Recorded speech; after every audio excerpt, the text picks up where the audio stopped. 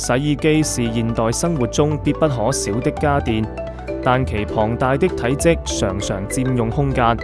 許多人將洗衣機放在廚房，但有網民認為浴室更合適，這引發了熱烈討論。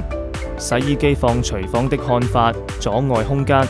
有網民指出，洗衣機與廚房無關，用空間且容易弄髒衣物。廚房方面，有人認為廚房是做家務的地方，洗衣機擺放在此更為便利。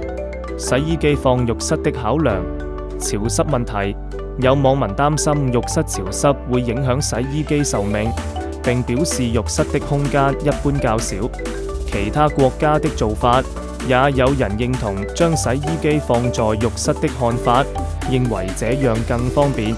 露台的選擇，近年內部分新盤將洗衣機放在3合1露台，網民認為這樣更合適，因為節省室內空間。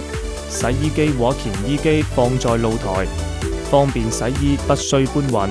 噪音遠離，將洗衣機放在遠離居住空間的地方，可以減少噪音干擾。最佳擺放建議，洗衣機的位置會影響其使用壽命。選擇時應注意： 1. 地面需兼顧平穩； 2. 避免風吹雨淋或直射陽光； 3. 避免接近冰點的地方； 4. 不在潮濕地區安裝； 5. 遠離熱源如煤氣爐； 6. 預留足夠空間以避免壓住電源線。選擇合適的擺放位置，能提升洗衣機的運行效果和使用壽命。